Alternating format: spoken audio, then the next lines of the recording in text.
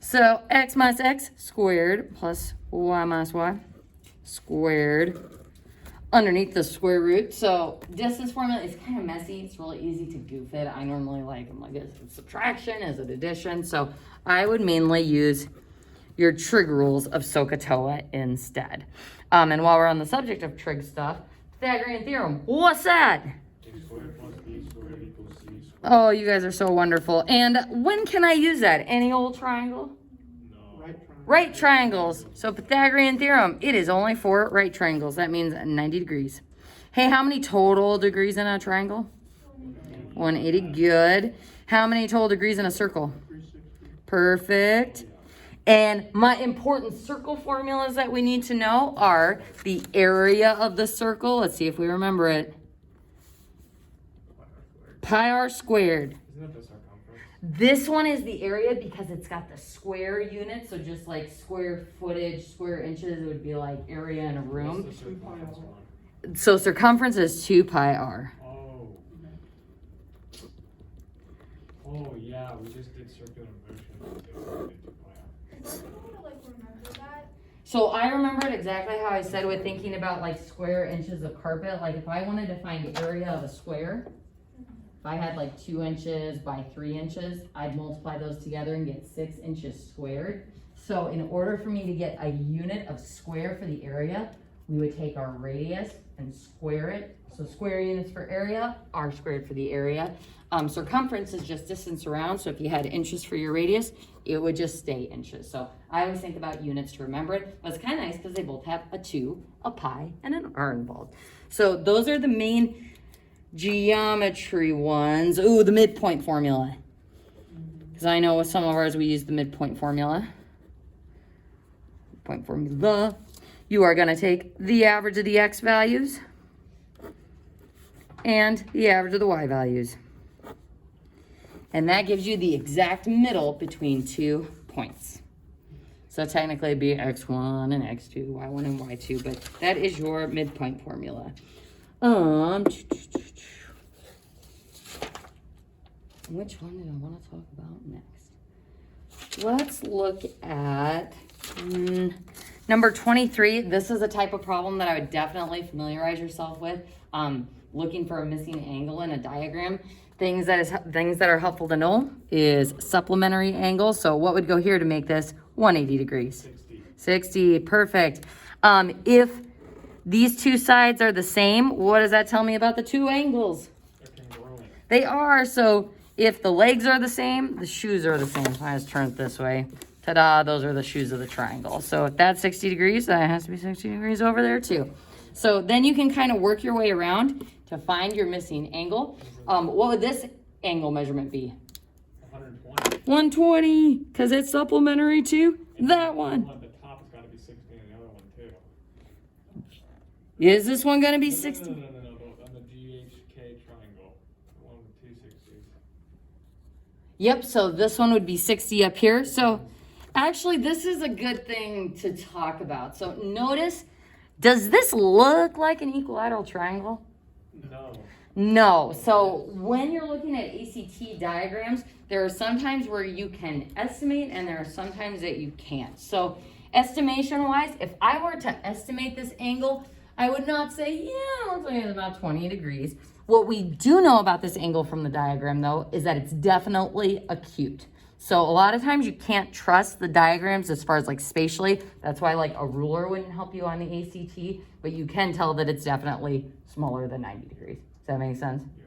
So working our way around, if this is 120, and we got another isosceles triangle, the legs are the same, the shoes are the same.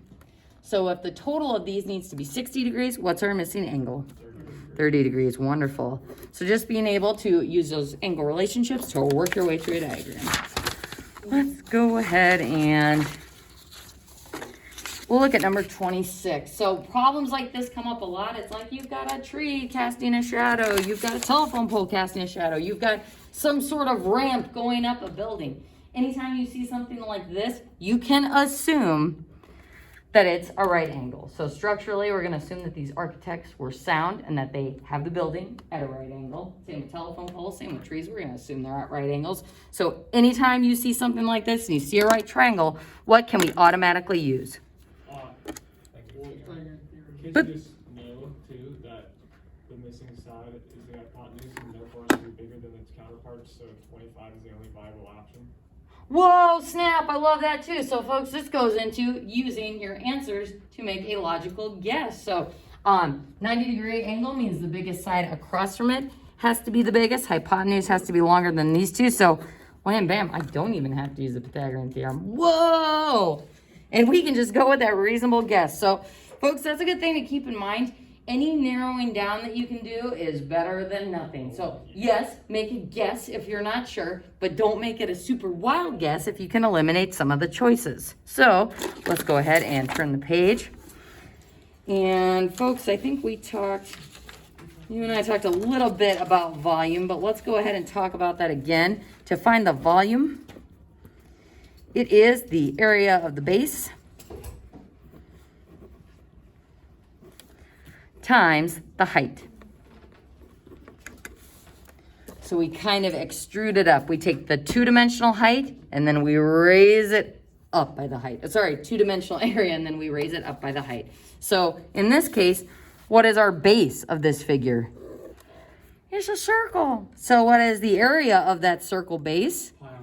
Pi r squared, there it is. And then the height is 4 in this case. And then they give us the volume is 64 pi. And then you have an equation and you can solve it from there. And just for fun, if your area of the base was a square, it would be length times width. If it was a triangle, 1/2 base times height. Could you divide by pi, cross off the pi's, and then do the radius squared to get that into a number, and then times that by 4, and then... No, you would divide 64. Oh, yeah. Divide that, and then 16, r squared, square root, my favorite. And then we get 4. And technically, 4, but the radius is always going to be positive, so 4. Love it. This is kind of an important one. They throw circular equations on there to find the center of a circle written in this format. It's the opposite sign of the x terms parenthesis constant and the opposite sign of this one. So this would have a center at +3, -2. And the radius comes from that number on the right. So 25 is the radius squared. So my radius would be 5. So what this problem is asking for is, what is the area of the circle? Woo, we've got the radius, so pi r squared. Boom, 25 pi. So a lot of times, it's a good idea to check your answer and be like, do I have to use the pi button on my calculator? Are we trying to get an actual rounded answer? Or can I just leave my answer in terms of pi? So that's another good strategy, because you would be so sad if you wasted 20 seconds typing that in to get a decimal answer that I did not want. So wait, how did you know that the center was 3, -2? So that's a rule for the standard form of the circle. You always take the constants and switch their signs. Okay. And will it always be equal to r squared? Yep, always r squared. So we need to find... Oh. So I didn't need to find the center. This was just happy little cloud extra stuff on that problem, because sometimes they'll throw stuff in about the center. All right, let's move along. And a lot of times with circles, so this is kind of a sidebar on this problem. Oh, where is my circle stuff? A lot of times with circles, they'll give you something like this. Oh, that is not a good center of the circle. So imagine, actually not imagine, we're just gonna draw a better one. So here's the center of the circle, and here's a piece of pi of the circle. Now, if I know the diameter, or no, if I know the circumference is 28 pi, then what would the radius be? Well, since circumference is 2 pi r. 14. It's got... You think I learned something? So the radius would be 14. So a lot of times with problems like this, they'll want you to find the sector area or the sector arc length. So this is a sector. So if I wanted to find this degree measurement, and I know that the circumference is 28 pi, and this has a length of, we'll just say 1 pi, how can I turn just this information into a proportion?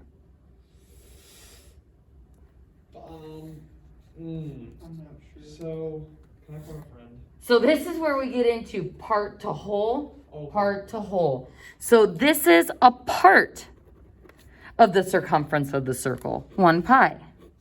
What's the whole? 28 pi. Perfect. So that's what it takes to go around the whole circle. Now, what part are we looking for degree-wise? X. That's the part of that pi piece. What do we know about the whole pi piece of a circle? 360 degrees. So there's your proportion, and you can solve it from there. So 360 pi equals. It's probably gonna be something nasty since I just made up those numbers, so we're not gonna actually solve it. But does that make sense how we did unit over unit, little distance over big distance around, and little degree over big degrees in the circle? Yeah.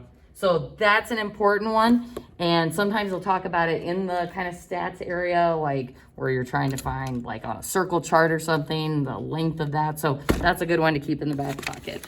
Let us, these ones are all pretty straightforward.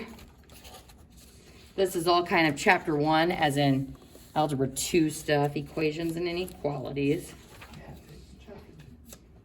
Dum-de-dum-de-dum. Chapter 2, linear relations. What's the equation of a line in slope-intercept form? Y equals mx plus b. Yeah. Now, a couple things about using good old y equals mx plus b in the context of story problems. Your slope is usually going to be some sort of rate per time unit.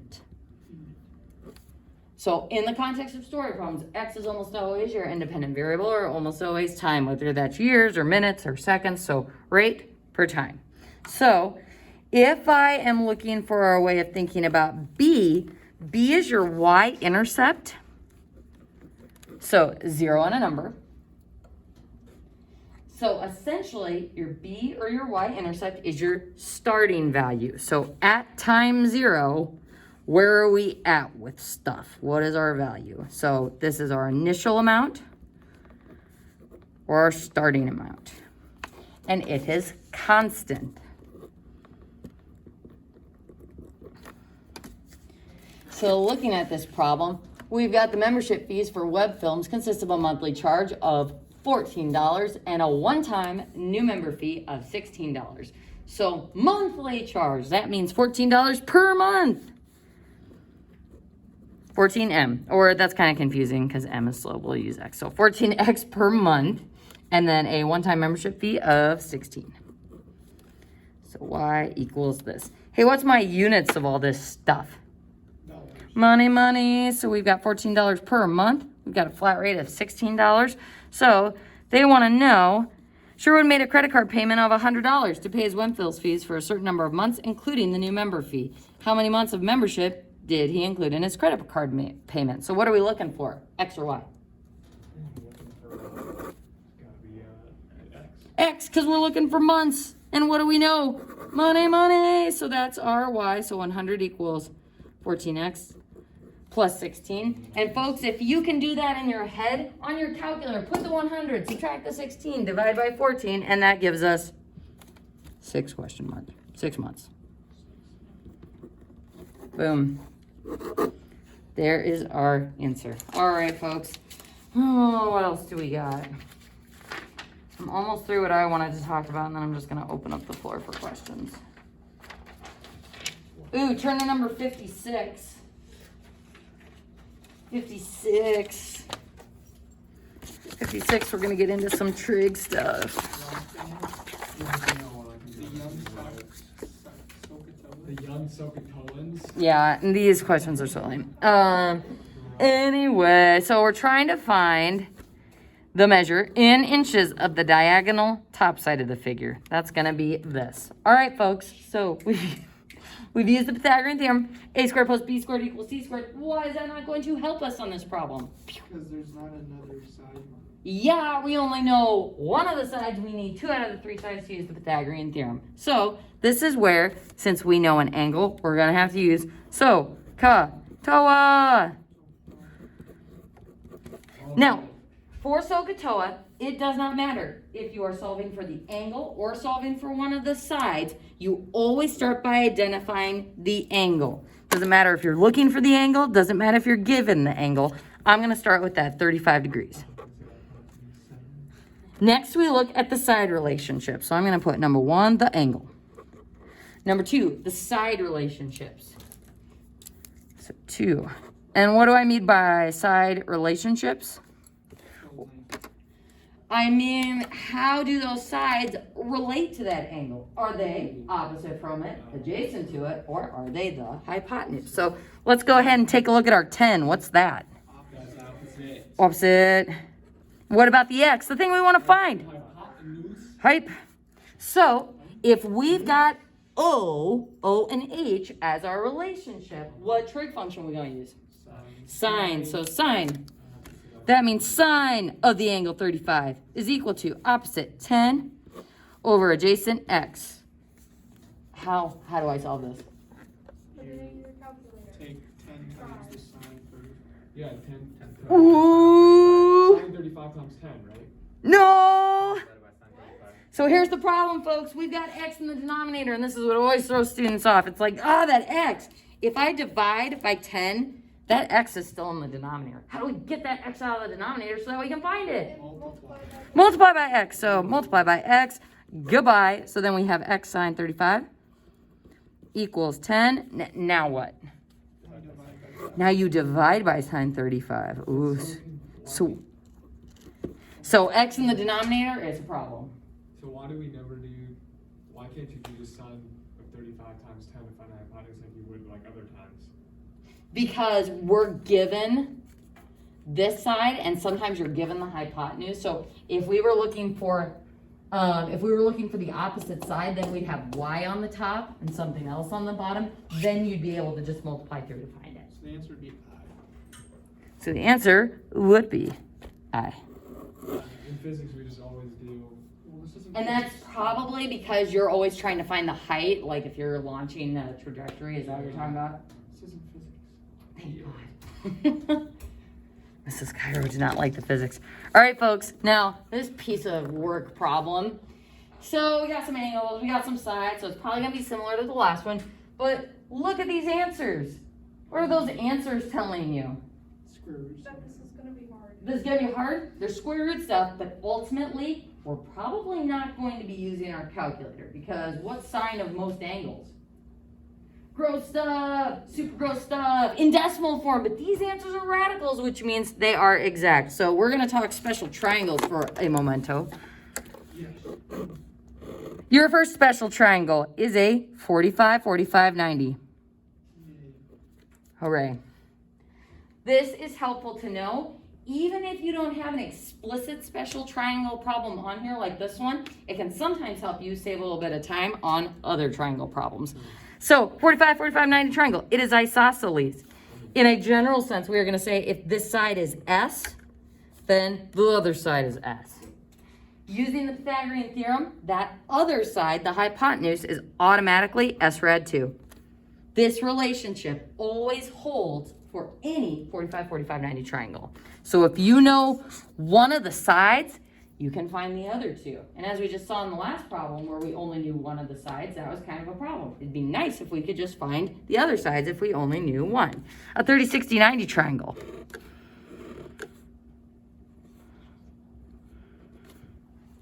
This one has the side relationships of S, again, across from the shortest side or smallest angle.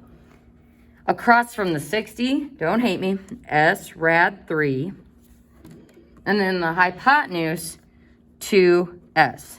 Okay, how can we remember these formulas? Because I feel like for the Pythagorean theorem on the first one, why wouldn't you do x squared plus s squared equals the hypotenuse? So you could derive these. So if you had these side relationships, you can prove it, or if you're not sure, you can prove that these relationships hold true with the Pythagorean theorem. What's nice is if we recognize these triangles, we can use these side relationships without knowing one of the third sides. So we can just remember these pretty If the much. problem doesn't give you the two sides you need for the Pythagorean theorem, So how I recommend remembering these is your smallest side is always S. So side across from the 30, side across from the 45, always S. This one has S rad 2, and how I remember that is two angles are the same. So 2 in the radical for the two angles, the same one. Now the other one, this one is a 30, 60, 90 triangle. So there's your S. So there's your 3 under the radical. So that's my stupid way of remembering. So it's not an absolute thing, but it can save you some time and would help you on a problem like this. So let's go ahead and take a look at this problem. I was trying to draw a map of his most recent book.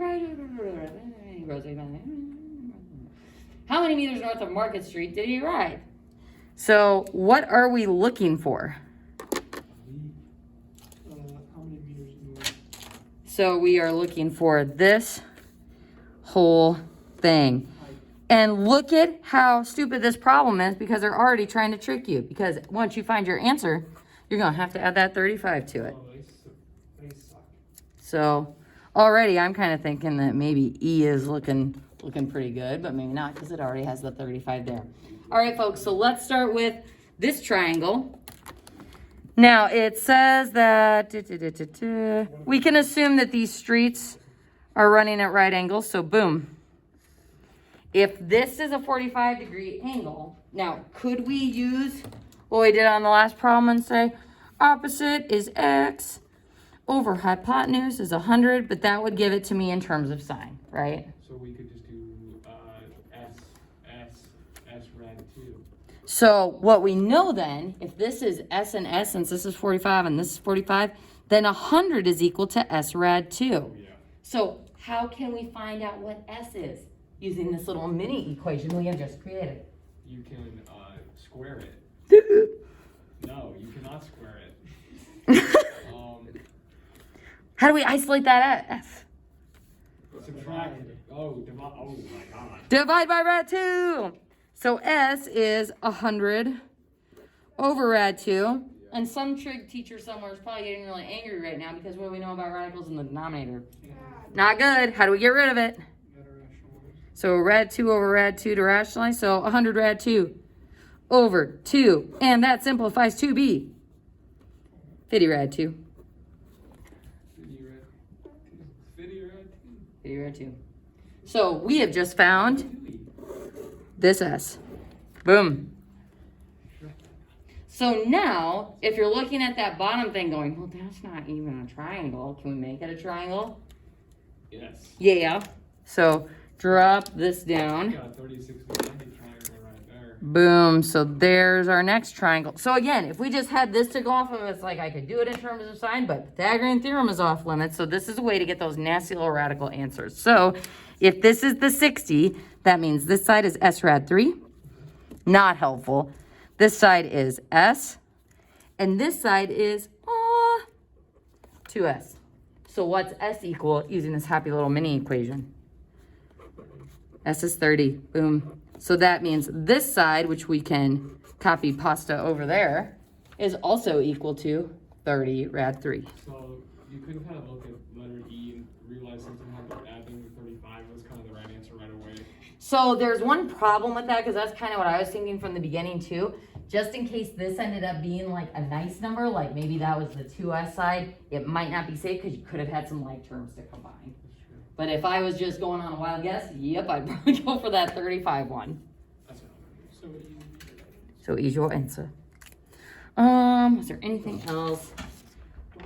Oh, yeah, my doorstop is kind of the worst. Problem 60, it's kind of just awful. This is a problem that took me a long time to figure out. So this is a problem I would just guess on. There's some problems where it's like it's not even worth the brain power to Is go it through. like 3 or 3 square rooted? No, it's just. I don't remember just what three, the right? answer It's is. just three. Yeah, let's go. I just But guessed. the bottom I where just put you're, down. bottom where you're sticking them. Bottom where you're sticking them. Yep. Oh, S is 3. Yep. I just guessed 3 on that one. So always guess. Keep your wits about you. Get a good night's sleep the night before the test. Let's go over, before I start fielding questions on this, do you guys have more questions on this one? No. Pretty good. We can compare our answers to ones we got wrong, because another one of us usually gets it right. Because we didn't get like through like the last couple of pages, but I covered a few of those just Yeah, now, so so. like what you were talking about, how the ones I missed, he seemed to get right, and the ones that he missed, I kind of had right, so. Complimentary.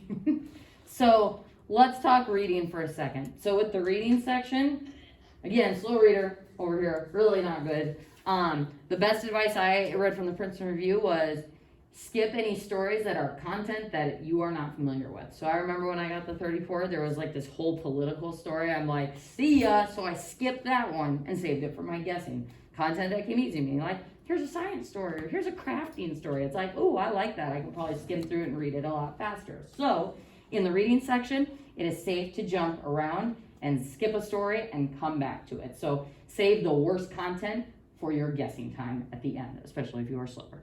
English section.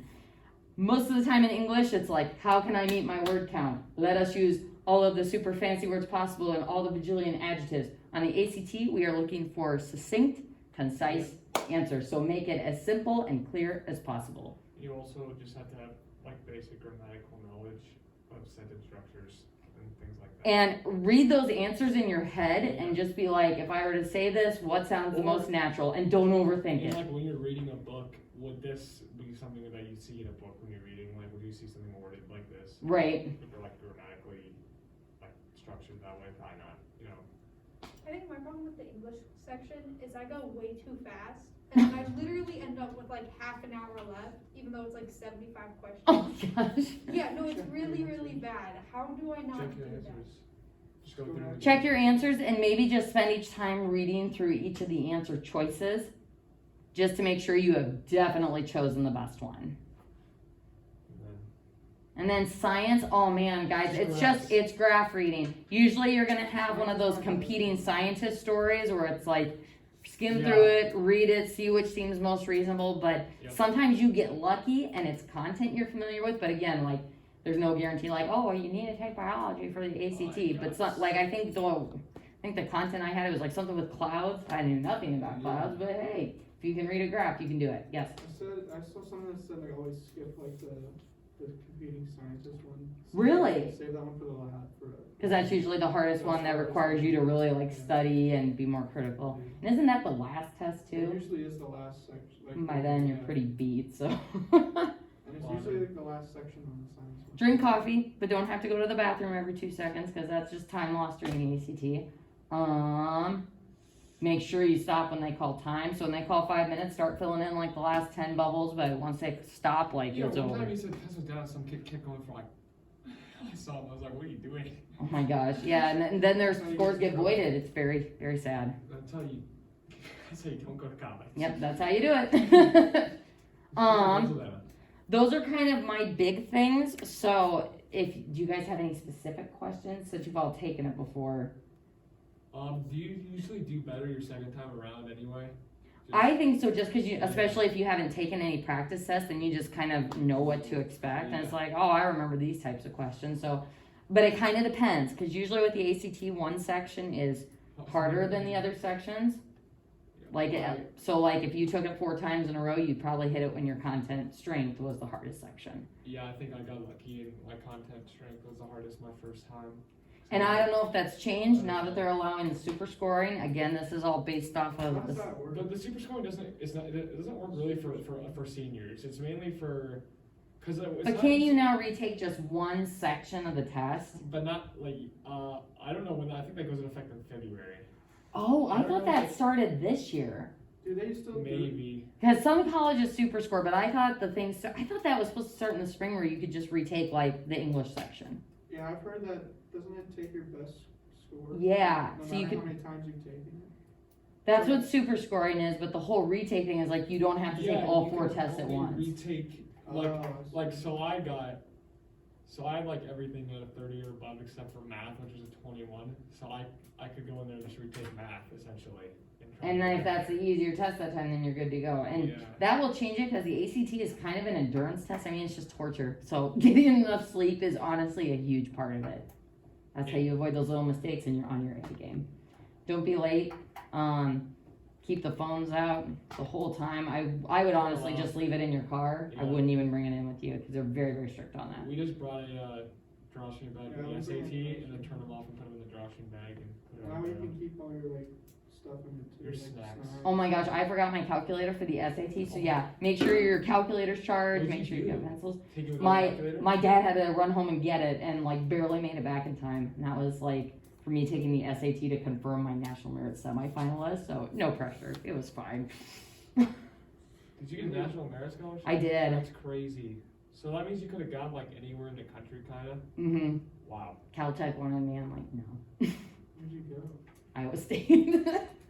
I mean, but it was I'm sure it was a they- good they- college experience. Oh yeah, for I'm sure. They loved you. They did.